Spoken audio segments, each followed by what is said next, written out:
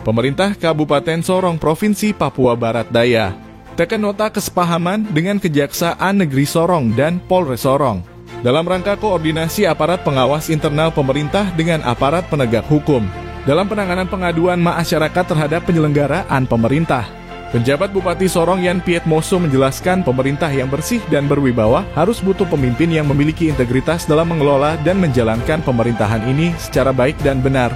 Ini merupakan sebuah sistem dan mekanisme yang telah dibangun secara bersama, maka perlu dibarengi dengan sebuah edukasi yang sungguh mengubah cara pandang masyarakat terhadap masalah yang dihadapinya. Yang bersih, tapi tentunya harus pemerintahan yang berwibawa. Pemerintahan yang bersih dan berwibawa harus butuh kita semua, pemimpin hari ini yang memiliki integritas yang tinggi dalam mengelola dan menjalankan pemerintahan ini secara baik. Tentunya kita juga bukan malaikat. Malaikat saja masih ada kesalahan, Tuhan tendang dari surga, apalagi kita manusia. Tetapi pemerintah negara sedang membangun sebuah sistem yang berangkat dari keprihatinan bangsa atas kemiskinan yang dihadapi oleh masyarakat di seluruh Indonesia yang begitu masih tajam, sehingga pemerintah telah mengeluarkan regulasi dan juga membentuk lembaga-lembaga penegak hukum termasuk KPK dalam melakukan tugas-tugas pengawasan, tapi juga langkah-langkah hukum. Kita juga harus bersyukur bahwa KPK hari ini telah fokus pada tugas pembinaan, pencegahan.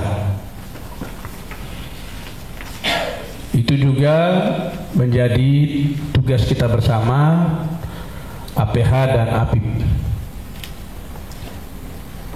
Kita semua tahu bersama bahwa pengaduan masyarakat secara perorangan atau kelompok masyarakat yang mengatasnamakan masyarakat, sebagaimana tadi disampaikan oleh Pak Kapolres, kita telah menemukan banyak masalah. Kita berharap ini sebuah sistem, mekanisme yang kita bangun bersama, tapi tentunya kita juga harus memberikan edukasi, pemahaman yang sungguh mengubah cara pandang pemikiran dari masyarakat kita dan kelompok-kelompok tertentu di dalam menyikapi masalah yang dihadapi di masyarakat di dalam strata kehidupan sosial bermasyarakat. Tentunya kita semua tahu, Saudara Kapolres, Ketua DPR dan Pak Kajari, Pak Dandim, teman-teman pimpinan OPD, staf ahli dan asisten sekalian, hari ini kita melihat, nanti kita bisa lihat minta laporan dari Pak Kajari dan Pak Kapolres, berapa banyak aduan masyarakat ke APH. Sedikit animonya tinggi, tapi ada hal yang harus menjadi pemahaman kita bersama untuk dalam berpikir, konstruksi berpikir kita untuk meresponi sebuah masalah dan juga menindaklanjuti sebuah masalah. Kondisi kita hari ini dalam berbangsa dan bernegara dan masyarakat di Papua dan Papua Barat pada umumnya hari ini, ada mental masyarakat yang selalu cenderung interest personal, lalu selalu menjadikan sarana ini sebagai salah satu cara untuk menjadi target-target tertentu kepada orang yang menjadi interest personal. Tetapi di dalam pemikiran yang lain yang lebih konstruktif adalah tentunya teman-teman dari APH juga harus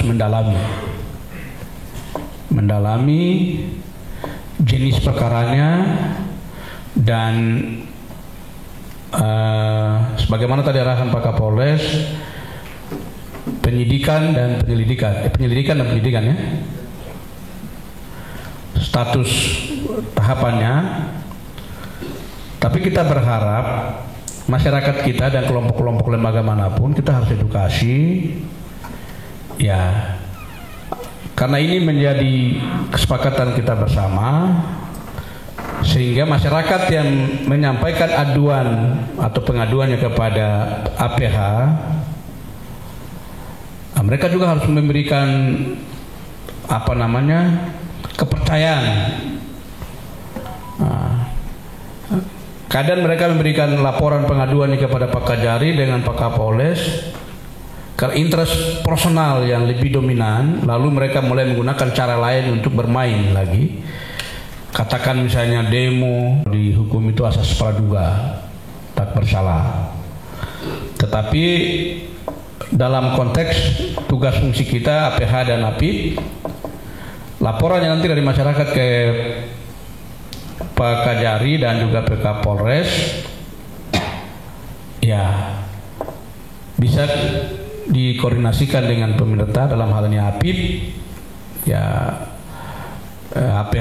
APIP kita dalam hal ini Bu Inspektur dan juga Sekretaris Daerah, dan ini harus kita bicarakan sama-sama. Dan tentunya juga pasti ada deadline waktu yang diberikan oleh APH bahwa ini kita kembalikan, perlu harus dipelajari, ditindaklanjuti, di follow up. Kalau memang masalah administrasi silakan dilakukan pembenahan.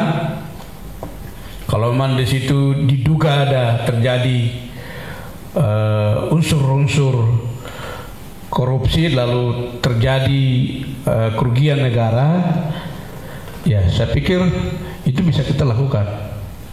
Kita tetap memiliki integritas tanpa memandang bulu bahwa kau siapa atau siapa dia, tapi kita tetap menjalankan tugas secara profesional dan proporsional.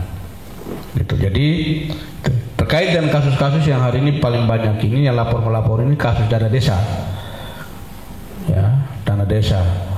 Ya, ini waktu kita pertemuan dengan Pak Presiden dan para menteri dan lembaga, kementerian lembaga, Pak Kejaksaan Agung sudah memerintahkan memberikan regulasi yang baru terkait dana desa ini, bukan hanya di Papua, seluruh Indonesia, sehingga ada penanganan yang khusus tersendiri lagi. Artinya kalau ada pengaduan ke Pak Kapolres dan Pak Kajari dikembalikan ke kita, baru nanti kita dalami, baru kita tindak lanjuti sampai sejauh mana. Kalau memang itu unsur-unsur tadi itu terpenuhi, lalu kita tindak lanjuti ke APH. Nah, itu yang ya, saya pikir Kabupaten Sorong ini hampir ada beberapa kasus yang terkait dengan kepala kampung ya, penyelewengan dana kampung dan lain sebagainya. Memang ada hal lain yang perlu kita harus pahami, bahwa kepala kampung ini pemilihan secara langsung dengan ya sumber daya manusia yang terbatas. Lalu manajemen leadershipnya itu juga belum memiliki kapasitas yang mumpuni, dan pengelolaan manajemen pemerintahan juga belum begitu baik, penataan administrasi pemerintahan kampung juga belum baik. Mereka hanya berharap kepada tenaga pendamping. Tapi ini hanya bukan sampai terbatas kepada kepala kampung, tetapi kita juga sebagai pejabat kuasa pengguna anggaran pemerintah ini juga harus menjadi bagian penting yang harus kita perhatikan secara bersama-sama dalam pengelolaan program dan kegiatan dan anggaran pemerintah atau negara. Itu yang sampaikan. Ya, saya pikir terima kasih, ini waktu yang terbaik. Saya memberi apresiasi untuk Saudara Kapolres, Saudara Kajari, dan juga rekan-rekan Forkopimda yang hadir, dan Bapak Ibu OPD, staf ahli, asisten.